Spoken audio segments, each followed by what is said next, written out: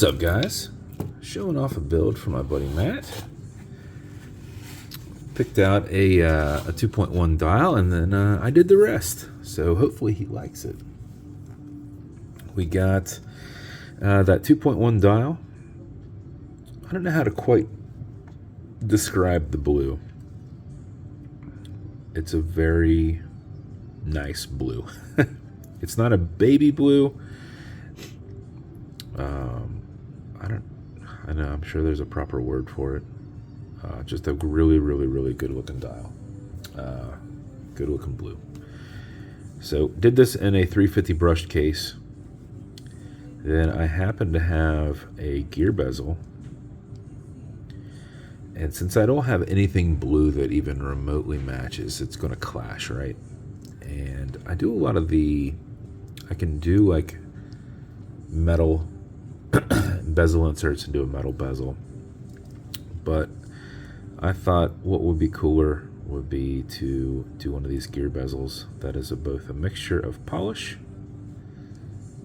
which we'll show your fingerprints on, and matte finish. So the base of it's in matte going around.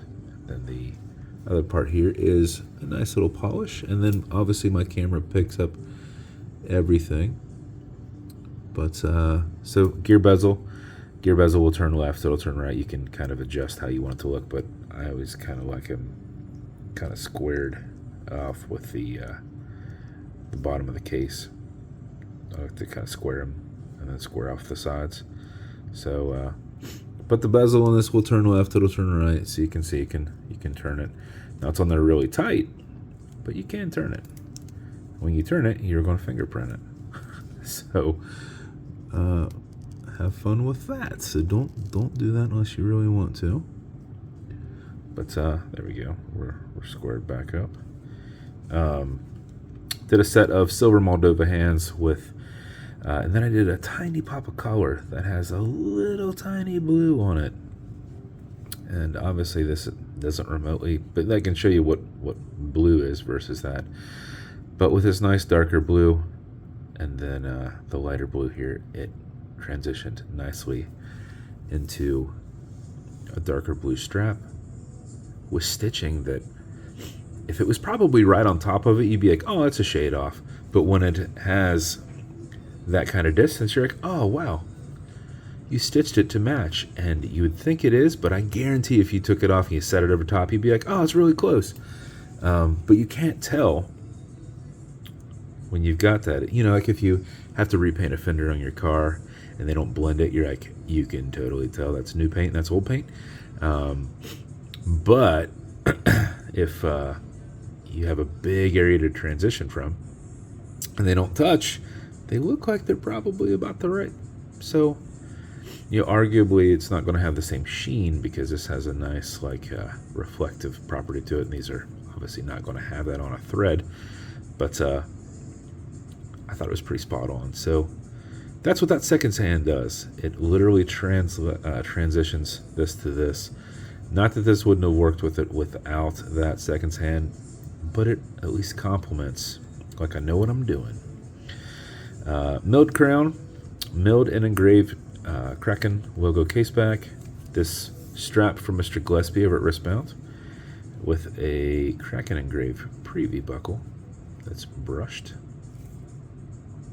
And that's the build, sir. I hope you like it, Matt. I think it came out awesome.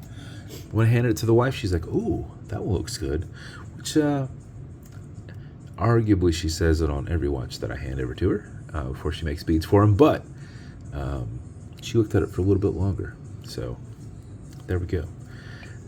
As you saw, the bezel moves left, it moves right. It is a tension ring bezel.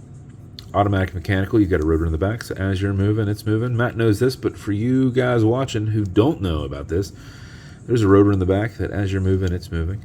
It's keeping the time. But before he puts it on, before he sets the time, he wants to wind it just a little bit, because if he's not very active and he's not doing too much moving, it could lose time on him, because it's not putting any micro winds into it. So he's going to back the crown off the threads until he hears it and feels it clicking.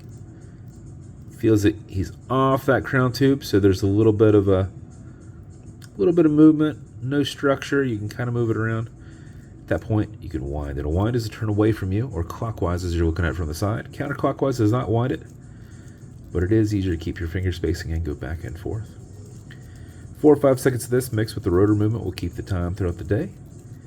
But if you need to make sure that it's completely wound up because you're going to be driving at a desk, etc., just wind it a little bit longer. Another 4 or 5 seconds. Max out your 31-hour plus power reserve on it. You cannot overwind it. It has a slipping mainspring, so no matter how much wind you do, once it has what it needs, it will not take any more.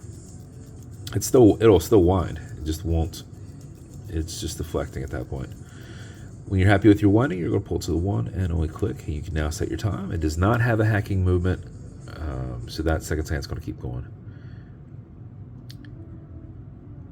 And you'll also notice you got a wobble crown that deflects lateral pressure from going into the stem and into the movement. So when you're pushing and prying on it, you're not putting any adverse pressures on anything.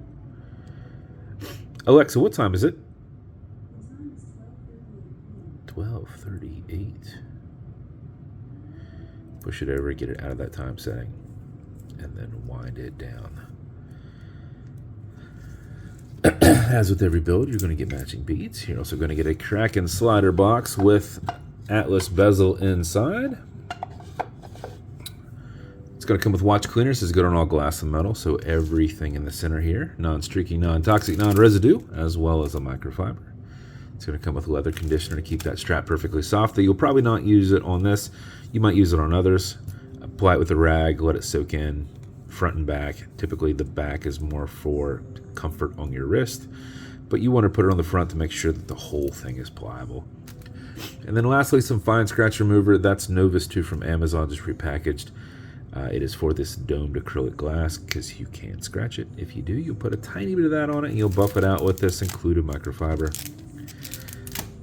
If the scratch is up and down, just go left and right over the scratch, filling that scratch, haze it, buff it out, generate some heat with your thumb doing circles. 30 seconds usually, and you get it knocked out. If it's still there, wait a little bit and then revisit it.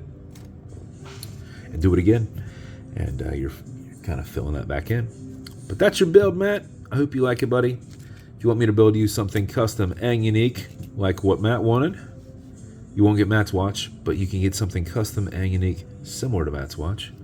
Reach out and I'll see what I can do. And if you want to continue to see videos like this, like and subscribe, so I put them up all the time.